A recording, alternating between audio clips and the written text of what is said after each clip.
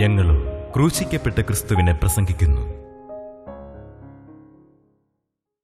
ദൈവത്തിന് സ്തോത്രം. ഹോശേയ പ്രവാചകന്റെ പുസ്തകം 2-ാം അധ്യായം 14-ാം വാക്യം വായിക്കാം.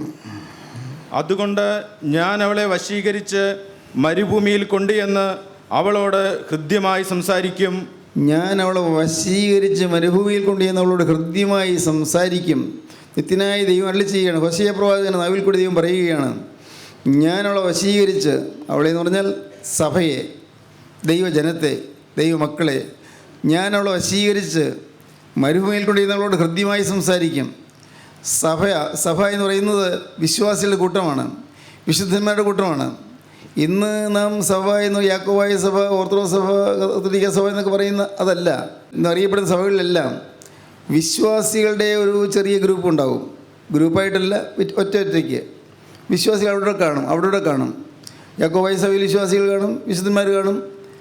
കത്തോലിക്ക സഭയിൽ വിശുദ്ധന്മാർ കാണും, മാർത്തോമാ സഭയിൽ വിശുദ്ധന്മാർ കാണും, പെന്തക്കോസ്ത് സഭയിൽ വിശുദ്ധന്മാർ കാണും. സഭ എന്ന് പറയുമ്പോൾ അത് ഏതെങ്കിലും ഒരു പ്രത്യേകമൊരു കമ്മ്യൂണിറ്റിയല്ല കാണിക്കുന്നത്, ഏതെങ്കിലും ഡിനോമിനേഷനെയല്ല കാണിക്കുന്നത്. സഭ ആസ് എ ഹോൾ, മൊത്തത്തിൽ പൊതുവെ പറഞ്ഞാൽ സഭ വിശുദ്ധന്മാരുടെ കൂട്ടമാണ്, വിശുദ്ധന്മാരുടെ കൂട്ടം. അത് വിവിധ സഭകളിലുള്ളവരെല്ലാം കാണും. അവിടെ വിശുദ്ധന്മാരുടെ കൂട്ടം കൂടുമ്പോൾ അവിടെ സഭാഭേദമില്ല, സമുദായ വ്യത്യാസമില്ല. അവിടെ യാക്കോബായ സഭയിലുള്ളവരുന്നോ, ഓർത്തഡോക്സ് സഭയിലുള്ളവരുന്നോ, കത്തോലിക്ക സഭയിലുള്ളവരുന്നോ, പെന്തക്കോസ്ത് സഭയിലുള്ളവരുന്നോ വ്യത്യാസമൊന്നുമില്ല. അവിടെ വിശുദ്ധന്മാരുടെ കൂട്ടമാണ്. വിശുദ്ധന്മാർ കൂടുന്നിടത്ത് അവരെ വശീകരിച്ച് സ്നേഹത്തോടെ ആകർഷിച്ച് മരുഭൂമിയിലേക്ക് കൊണ്ടുപോകും. ദൈവം സ്നേഹത്തോടെ മരുഭൂമിയിലേക്ക് കൊണ്ടുപോകും. മരുഭൂമിയിലേക്ക് കൊണ്ടുപോയിട്ട് അവളോട് ഹൃദ്യമായി സംസാരിക്കും. ദൈവത്തിന് പറയാനുള്ള കാര്യങ്ങൾ അവരെ അറിയിക്കും. ദൈവത്തിൻ്റെ ആശ അവരെ അറിയിക്കും. ദൈവത്തിൻ്റെ പ്രതീക്ഷ അവരെ അറിയിക്കും. ദൈവത്തിന് അതിനെക്കുറിച്ചുള്ളതായ ആഗ്രഹം, ദൈവത്തിൻ്റെ ആഗ്രഹം അവരെ അറിയിക്കും. ഞാൻ അവളോട് ഹൃദ്യമായി സംസാരിക്കും. മരുഭൂമിയുടെ അനുഭവങ്ങൾ ഒന്നാമതായി നാം കണ്ടത്, ഇതിന് മുൻപ് ദിവസത്തിൽ പറഞ്ഞത് നിങ്ങൾ ഓർമ്മയുണ്ടായിരിക്കും. ഒന്നാമതായി കണ്ടത് ഹാഗാറിൻ മരുഭൂമിയിൽ വെച്ച് ദൈവത്തിൻ്റെ ശബ്ദം കേട്ടു. ഹാഗാർ മകനായ ഇസ്മായേലുമായി ഓടിപ്പോവുകയായിരുന്നു വീട്ടിൽ നിന്ന്. എങ്ങോട്ടെന്നറിയാൻ പാടില്ല. ഈ ബാലനുമായിട്ട് ഹാഗാർ മരുഭൂമിയിൽ കൂടി ഓടിപ്പോവുകയായിരുന്നു. ഹാഗാർ തളർന്നു പോയിരുന്നു. ഹാഗാർ മനസ്സ് വിഷമിച്ചു പോയിരുന്നു. നാളെ എന്തെന്നറിയാതെ വലഞ്ഞു പോയിരുന്നു. കാരണം മകൻ ദഹിച്ചു വലയുന്നു. ഇരുവരിവയിലെത്ത് നടന്ന് അവൻ തളർന്നു വീഴുന്നു. അവൻ ക്ഷീണിച്ച് തളരുന്നു. അവൻ വിശപ്പ് സഹിക്കാൻ വയ്യ. ഇവൻ മരിച്ചു പോകും. ആ പാവം അമ്മ ഹാഗാർ മോനെ ഒരു കുറുങ്കാട്ടിൻ്റെ തണലിലിട്ടിട്ട്, മരുഭൂമിയിലെ ഒരു കുറുങ്കാട്, ചെറിയ കാട്, അതിൻ്റെ തണലിലിട്ടിട്ട് അമ്മ ദൂരെ പോയി, അമ്പിൻപാട് ദൂരത്ത് പോയിരുന്ന് കരഞ്ഞു. അപ്പോഴാണ് ദൈവം പറഞ്ഞത്, ഹാഗാറേ, ദൈവം നിൻ്റെ പ്രാർത്ഥന കേട്ടിരിക്കുന്നു. ഹാഗാർ കണ്ണ് തുറന്നു. തൊട്ടടുത്ത് ഒരു ഉറവ കണ്ടു. ആ ഉറവയിൽ നിന്ന് ബാലനെ കൊടുത്തു. ബാലൻ ജീവിച്ചു. അവൻ ഉണർത്തപ്പെട്ടു. ഹാഗാറിൻ്റെ വേദന കണ്ട്, ഹാഗാറിൻ്റെ കണ്ണുനീര് കണ്ട് അവിടെ മരുഭൂമിയിൽ ദൈവം ഉറവ തുറന്നു. ഇസ്മായേലിന് അങ്ങനെ പിന്നെ ജീവിക്കാനുള്ളതായ അവസരങ്ങൾ, ആയുസ് കർത്താവ് കൊടുത്തു, അവസരങ്ങൾ നീട്ടിക്കൊടുത്തു. രണ്ടാമത് നാം കണ്ടത് യാക്കോബിൻ്റെ കാര്യമാണ്. യാക്കോബ് മരുഭൂമിയിൽ കൂടി ഓടുകയായിരുന്നു. 600 നാഴിക ദൂരം ഉണ്ടെന്നെത്താൻ. പേടിച്ചാണ് ഓടുന്നത്. ഏശാവിനെ ഭയന്ന് ഓടുകയാണ്. സ്വന്തം സഹോദരൻ കൊല്ലാൻ വരുന്നുണ്ടെന്ന് അമ്മ പറഞ്ഞത്. കാരണം സഹോദരനെ വഞ്ചിച്ചു. യാക്കോബ് സഹോദരൻ്റെ ജ്യേഷ്ഠാവകാശം വഞ്ചിച്ചെടുത്തു. സ്വന്തം അപ്പൻ, കണ്ണുകാഴ്ചയില്ലാത്ത യാക്കോബ് അപ്പനെ കബളിപ്പിച്ചു. അപ്പനെ ഞാൻ എൻ്റെ ആദ്യം ഏശാവ് നുണ പറഞ്ഞു. അപ്പനെ അനുഗ്രഹം വാങ്ങിച്ചു. അതോടുകൂടി ഏശാവിന് വൈരാഗ്യമായി. ഏശാവ് യാക്കോബിനെ കൊല്ലാനായിട്ട് ഓടി വരികയാണ്. യാക്കോബ് ഓടി തളർന്നു. സഹോദരൻ്റെ കണ്ണിൽപ്പെടാതെ, അവൻ്റെ അസ്ത്രം ഏൽക്കാതെ, അവൻ വില്ലാളി വീരനാണ്, അവൻ്റെ അസ്ത്രം ഏൽക്കാതെ യാക്കോബ് ഇങ്ങനെ ഓടുകയാണ്. വൈകുന്നേരം ആയപ്പോഴേക്കും തളർന്നു. പ്രഭാതത്തിൽ നേരം പുലരുന്നതിന് മുമ്പ് ഓടി തുടങ്ങിയതാണ്. വൈകുന്നേരം ആയപ്പോഴേക്കും തളർന്നു. എന്നെക്കൊണ്ട് വയ്യ, കൊല്ലുന്നെങ്കിൽ കൊല്ലട്ടെ. യാക്കോബ് അവിടെ ഒരു സ്ഥലത്ത് വിശ്രമിച്ചു. സന്ധ്യ മയങ്ങി വരികയാണ്. ഒരു കല്ല് കണ്ടു. ആ കല്ലെടുത്ത് തലണിയായിട്ട് വെച്ചു, കിടന്നുറങ്ങി. ആ ഉറക്കത്തിൽ മരുഭൂമിയിൽ വെച്ച് ദൈവം യാക്കോബിനോട് സംസാരിച്ചു. 7 വാഗ്ദത്തങ്ങൾ കൊടുത്തു. 7 വാഗ്ദത്തങ്ങൾ. ഇതെല്ലാം മുമ്പ് പറഞ്ഞതാണ്, അതുകൊണ്ട് ഞാൻ ഓർപ്പിക്കുന്നു മാത്രമേ ഉള്ളൂ. ദൈവത്തിന് സ്തോത്രം. മരുഭൂമിയുടെ അനുഭവങ്ങൾ, മരുഭൂമിയിൽ നനവ് തരുന്ന അനുഭവം, മരുഭൂമിയിൽ ദാഹം തീർക്കുന്ന അനുഭവം, മരുഭൂമിയിൽ വാഗ്ദത്തം തരുന്ന അനുഭവം. ദൈവം എല്ലാം കാണുന്നു, എല്ലാം അറിയുന്നു. ഇന്നെന്ന പോലെ കർത്താവ് അതെല്ലാം കാണുന്നു. പ്രിയപ്പെട്ടവരെ, നൂറ്റാണ്ടുകൾക്ക് മുൻപാണ് സംഭവിച്ചത്. അത് ഇന്ന് നമ്മുടെ ജീവിതത്തിൽ സംഭവിക്കാൻ കർത്താവ് ആഗ്രഹിക്കുന്നു. നമ്മുടെ വേദന കണ്ട് നമ്മുടെ ആന്തരിക ദാഹം തീർക്കാൻ, നമ്മുടെ മനസ്സിലെ പ്രയാസങ്ങൾ തീർക്കാൻ കർത്താവ് ആഗ്രഹിക്കുന്നു. ദാഹം, ആന്തരികമായ ദാഹം. ഹാഗാറിൻ്റെ ദാഹം തീർത്തു, ഹാഗാറിൻ്റെ മകൻ്റെയും ദാഹം തീർത്തു. ദൈവം ഉറവ തുറന്നു. മരുഭൂമിയിൽ നീരുറവ സാധാരണ ഇതിൽ സാധിക്കുന്ന കാര്യമല്ല, പ്രതീക്ഷിക്കാവുന്ന കാര്യമല്ല. മരുഭൂമിയിൽ നീരുറവയുണ്ടായി. ഒട്ടും പ്രതീക്ഷിക്കാത്ത സ്ഥലത്ത് നമുക്ക് നീരുറവകൾ തുറന്നു തരും. ഒട്ടും പ്രതീക്ഷിക്കാത്ത സ്ഥാനത്ത് നമുക്ക് അനുഗ്രഹങ്ങൾ കിട്ടും. ദൈവം അത് ചെയ്തു തരും. ഒട്ടും പ്രതീക്ഷിച്ചില്ല, ഇങ്ങനെ നടക്കുമെന്ന് വിചാരിച്ചില്ല, പക്ഷേ ദൈവം നീരുറവ തുറന്നു തരും. ഒട്ടും പ്രതീക്ഷിക്കാതെയായിരിക്കും ഒരു രോഗസൗഖ്യം കിട്ടുന്നത്. ഒട്ടും പ്രതീക്ഷിക്കാതെയായിരിക്കും ചില ഭാരങ്ങളും ചില ആകുലങ്ങളും മാറിപ്പോകുന്നത്. ഒട്ടും പ്രതീക്ഷിക്കാതെയാണ് ഒരു പ്രൊമോഷൻ കിട്ടുന്നത്. ഭൗതികമായ കാര്യങ്ങളാണ് ഞാൻ പറയുന്നത്. ഒട്ടും പ്രതീക്ഷിക്കാതെ. അതുപോലെയാണ് ഒട്ടും പ്രതീക്ഷിക്കാതെ നമ്മുടെ സ്വഭാവം മാറുന്നത്. നമ്മുടെ ജീവിതത്തിൽ നമ്മുടെ ദാഹം തീർക്കുന്നതിനായി ക്രിസ്തു ജീവിക്കുന്നു. എന്ത് ദാഹം? വെറും വെള്ളത്തിൻ്റെ ദാഹമല്ല, ആത്മാവിൻ്റെ ദാഹം. നമുക്കൊരു അന്തർദാഹമുണ്ട്, ആത്മാവിൻ്റെ ദാഹം. ഇത് മാൻ നീർത്തോടുകളിലേക്ക് ചെല്ലുവാൻ കാക്ഷിക്കുന്നത് പോലെ ദൈവമേ എൻ്റെ ആത്മാവ് നിന്നോട് ചേരുവാൻ കാക്ഷിക്കുന്നു. മാൻ നീർത്തോടുകളിലേക്ക് ചെല്ലുവാൻ കാക്ഷിക്കുന്നത് പോലെ ദൈവമേ എൻ്റെ ആത്മാവ് നിന്നോട് ചേരുവാൻ കാക്ഷിക്കുന്നു. ഒരു ദാഹം, ദൈവത്തിലേക്കുള്ള ദാഹം, ദൈവത്തോടുള്ളതായൊരു ദാഹം. പലപ്പോഴും നല്ല ദാഹം ഉണ്ടായിരുന്ന പലരും ദാഹമില്ലാത്തവരായി മരവിച്ചിരിക്കുന്നുണ്ട്. നേരെ മറിച്ച് ഇന്ന് വചനം ആദ്യമായിട്ട് കേൾക്കുന്നവർക്ക് ദാഹം ലഭിക്കും.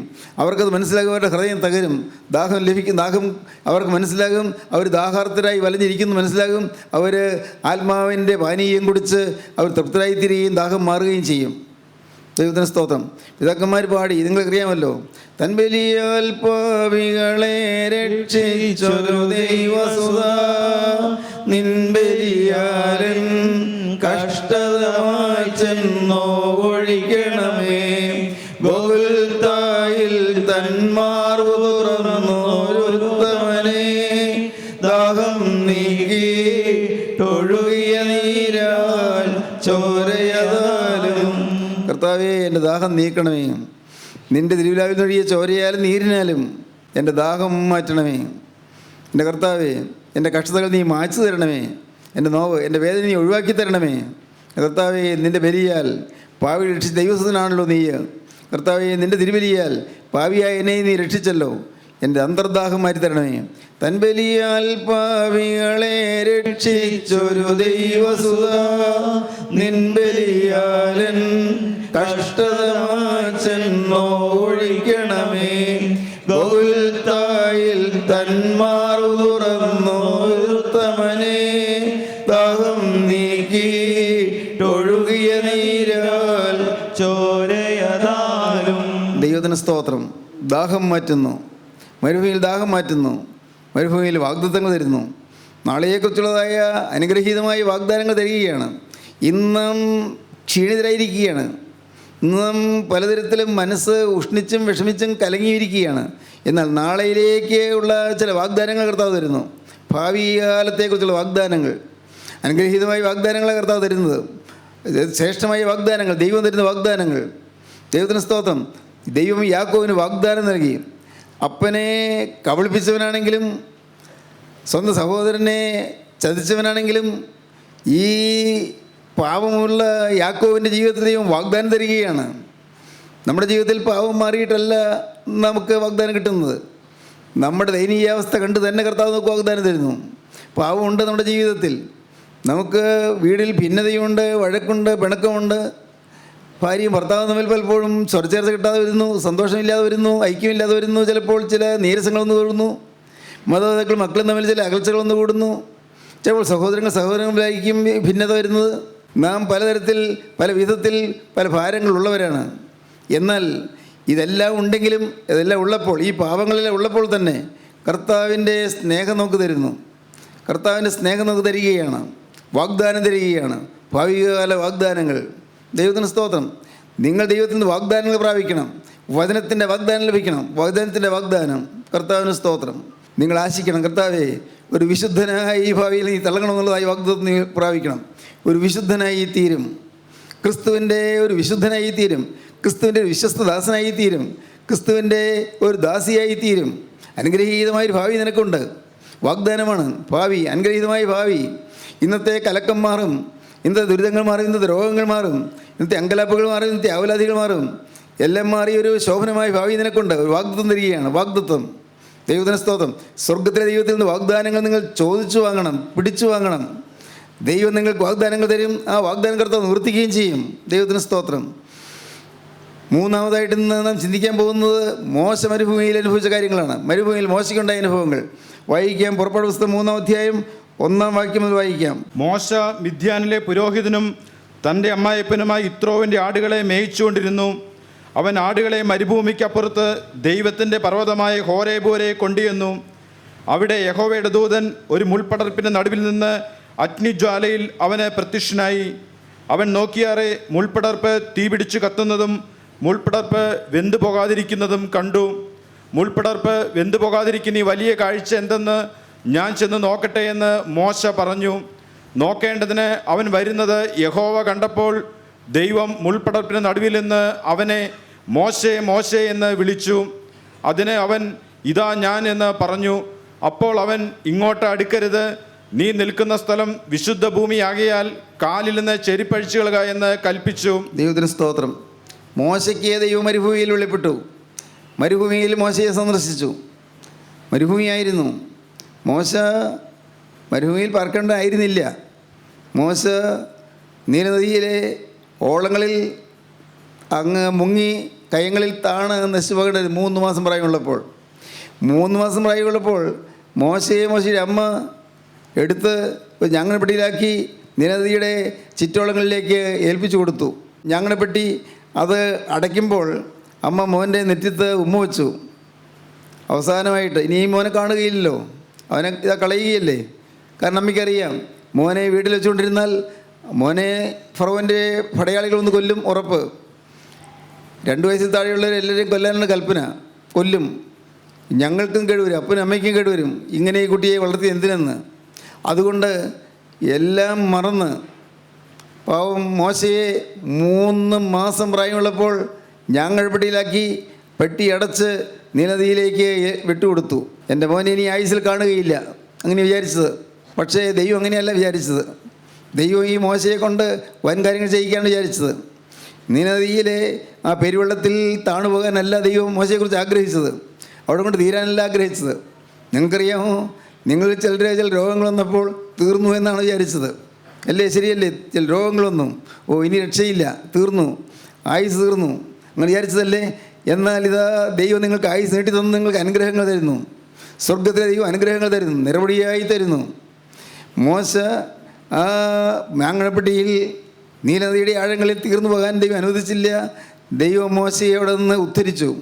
അതുകൊണ്ട് സാഹചര്യങ്ങൾ ദൈവം ഒരുക്കി. ഫറവോ രാജാവിൻ്റെ മകള് ഈ ഒരു പെട്ടി ഒഴുകിപ്പോകുന്നത് കണ്ടു. ഫറവോ രാജാവിൻ്റെ മകളെന്ത് ഒഴിയും കൂടെ നീലനദിയുടെ കുളിക്കടവിൽ ചെന്ന് അവിടെ നിൽക്കുമ്പോഴുണ്ട് ഒരു ഞാങ്ങണപ്പെട്ടി ഒഴുകിപ്പോകുന്നു. ഫറവോ രാജാവിൻ്റെ മകൾ പറഞ്ഞു, നോക്കൂ, ഒരു പെട്ടി പോലെ ഇരിക്കുന്നല്ലോ, എന്താണ് നോക്കൂ.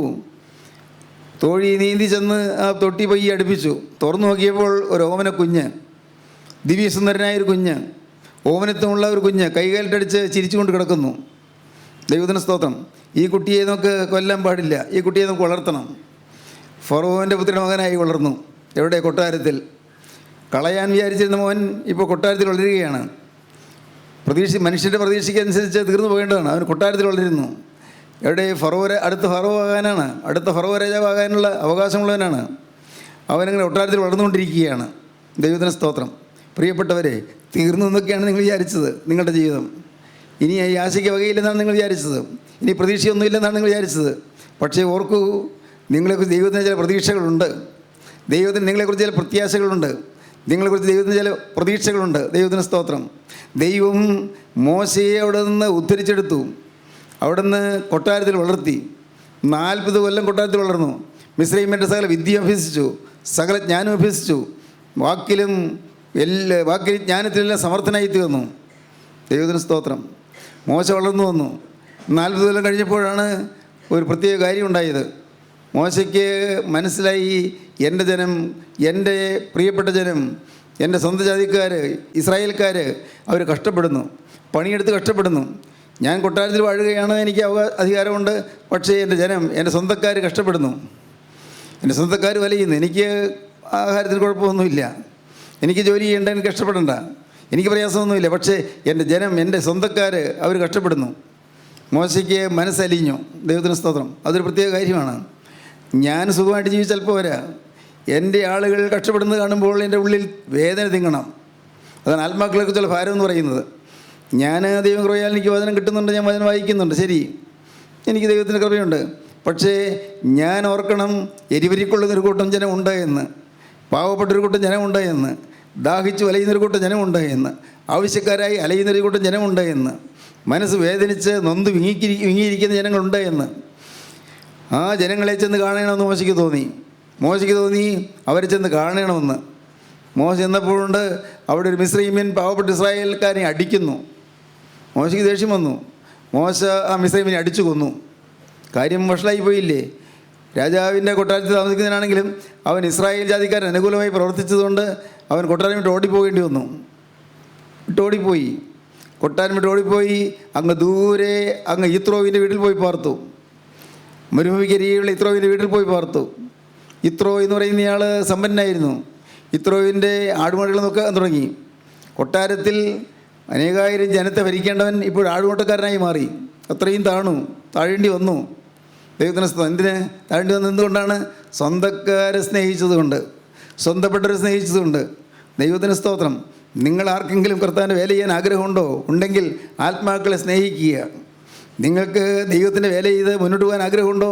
എങ്കിൽ നിങ്ങൾ നശിച്ചു പോകുന്ന ജനതയെക്കുറിച്ച് കരയുക, നഷ്ടപ്പെട്ടു പോകുന്ന ജനത്തെ ഓർത്ത് കരയുക, ദൈവത്തെ അറിയാത്ത ജനത്തെ ഓർത്ത് കരയുക. അനേകം ആളുകൾ, ദൈവത്തിന് സ്തോത്രം, പ്രിയപ്പെട്ടവരെ, നമ്മുടെ പള്ളികളിൽ വരുന്ന അനേകം ആളുകൾ ഒന്നും അറിയുന്നില്ല, പാവങ്ങൾ. ഇപ്പോൾ നാം പാടിയ ഗീതം അതിൻ്റെ പാടും, പക്ഷേ അർത്ഥം അറിഞ്ഞിട്ടാണോ പാടുന്നത്? ആരും അർത്ഥം അറിഞ്ഞിട്ടില്ല പാടുന്നത്. നമ്മുടെ പ്രാർത്ഥനകളുടെ അർത്ഥം അറിയുന്നുണ്ടോ? ഒന്നുമില്ല. പേരിനെ പള്ളിയിൽ വരുന്നു, പേര് നമസ്കാരം ചൊല്ലുന്നു, പേരിനെ നോമ്പ് നോക്കുന്നു, എല്ലാം ചെയ്യും, ചടങ്ങുകളെല്ലാം ചെയ്യും, പെരുന്നാൾ നടത്തുന്നു, പെരുന്നാൾ റാസയിൽ പങ്കെടുക്കുന്നു. ഇതല്ലേ അനേകം നമ്മുടെ കുടുംബങ്ങളിലും നമ്മുടെ നാട്ടിലും നമ്മുടെ പള്ളികളിലൊക്കെ നടക്കുന്നതല്ലേ? ആർക്കും അറിഞ്ഞുകൂടാ, ആർക്കും ആത്മാക്കളെക്കുറിച്ച് ചിന്തയില്ല. പാവപ്പെട്ട ജനം, പാവങ്ങൾ, അവരറിയാൻ പാടില്ലാത്തവരാണ്. ഇടം കൈയും വലം കൈയും തിരിച്ചറിയാൻ പാടില്ലാത്തവരാണ്. ദൈവത്തിന് സ്തോത്രം. പ്രിയപ്പെട്ടവരെ, ഞാൻ എൻ്റെ 17-ാമത്തെ വയസ്സിൽ മാനസാന്തരപ്പെട്ടപ്പോൾ എനിക്കുണ്ടായ അനുഭവം എന്താണെന്നറിയാമോ? ഞാൻ നിരാശനായിരുന്നല്ലോ, നിങ്ങൾക്കറിയാമല്ലോ. ഞാൻ നിരാശനായിരുന്നു, ഞാൻ ദുഃഖിതനായിരുന്നു. എന്നാൽ ഞാൻ ദുഃഖിതനായി ഇരുന്ന എനിക്ക് കർത്താവിൻ്റെ വചനം കേട്ട് മാനസാന്തരപ്പെടാൻ ഇട കിട്ടിയപ്പോഴേക്കും എൻ്റെ ആഗ്രഹം ഇതുപോലെ നിരാശപ്പെട്ടിരിക്കുന്നവരുടെ അടുക്കലേക്ക് ഇറങ്ങിച്ചെല്ലണമെന്നാണ്. നിരാശപ്പെട്ടും വലഞ്ഞും കഴിയുന്നവരുടെ അടുക്കലേക്ക് ഇറങ്ങിച്ചെല്ലണം, അവരുടെ വീടുകൾ സന്ദർശിക്കണം.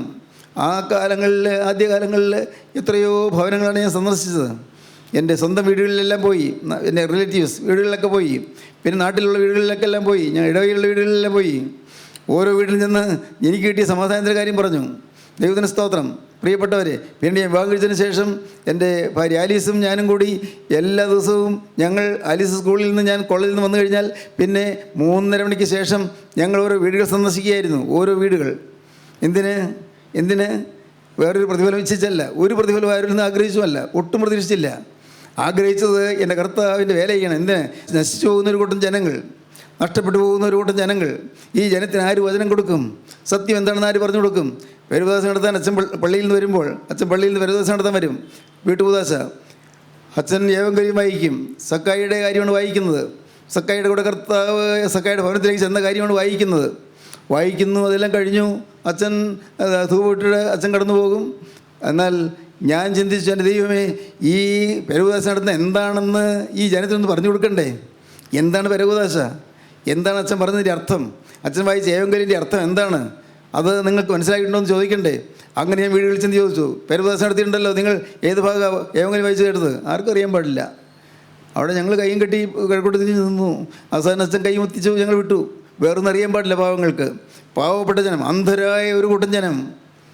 ദൈവത്തിന് സ്തോത്രം, ഹല്ലേലൂയ, എൻ്റെ കർത്താവിന് സ്തോത്രം. അന്ധരായ ഒരു കൂട്ടം ജനം, ഒന്നും മനസ്സിലാക്കാത്ത പാവപ്പെട്ടവർ. അവരുടെ അടുക്കിലേക്ക് ചെന്ന് അവർക്ക് കാര്യങ്ങൾ പറഞ്ഞു കൊടുക്കാൻ തുടങ്ങി. ദൈവത്തിന് സ്തോത്രം. പ്രിയപ്പെട്ടവരെ, അത് ജീവിതത്തിൻ്റെ ഒരു ആമോദമായി, പ്രമോദമായി മാറി, സന്തോഷമായി മാറി ദൈവത്തിൻ്റെ വേല ചെയ്യുന്നത്. കർത്താവിന് സ്തോത്രം. അതുകൊണ്ടാണ് ഇന്നും ഇത്രയേറെ എതിർപ്പുകളും തെറ്റിദ്ധാരണകളും പരിഹാസങ്ങളും ഉണ്ടായിട്ട് ഞാൻ ദൈവത്തിന് വേല ചെയ്യുന്നത്. അതുകൊണ്ടാണ്, വേറെ ഒന്നുകൊണ്ടുമല്ല. ഒരു പ്രതീക്ഷയും ഒരു പ്രതിഫലം ഇച്ഛിച്ചല്ല, ആരിൽ നിന്നും ഒരു പ്രതിഫലം ഇച്ഛിക്കുന്നില്ല, ഒരു പ്രതിഫലവും. ദൈവത്തിന് സ്തോത്രം. ഒന്നും നല്ല വാക്കുപോലും പ്രതീക്ഷിക്കുന്നില്ലെന്ന് പറയട്ടെ, നല്ല വാക്കുപോലും പ്രതീക്ഷിക്കുന്നില്ല. പക്ഷേ ഞാൻ എൻ്റെ കർത്താവിൻ്റെ തിരുമുഖത്ത് നോക്കിക്കൊണ്ട് ഞാൻ വേല ചെയ്യുകയാണ്. കർത്താവിൻ്റെ തിരുമുഖത്തേക്ക് നോക്കിക്കൊണ്ട് അവൻ്റെ മുഖം വ്യസനിക്കരുത്. ഭൂമിയിൽ മനുഷ്യരെന്നെ ബഹുമാനിക്കുന്നു, അതുകൊണ്ട് കാര്യമില്ല. ആളുകൾ എന്നെ സ്നേഹിക്കുന്നു, അതുകൊണ്ട് കാര്യമില്ല. സ്വർഗത്തിലെ ദൈവം എന്നെ എങ്ങനെയാണ് കാണുന്നത്? എൻ്റെ അകം കാണുന്ന കർത്താവിനെ കുറിച്ച് എന്താണ് ചിന്തിക്കുന്നത്? അതുകൊണ്ട് കർത്താവ് പ്രസാദിക്കുന്നത് പോലെ ജീവിതം നയിക്കണമെന്നാണ് എൻ്റെ ആഗ്രഹം. ഹല്ലേലൂയ, ദൈവത്തിന് സ്തോത്രം.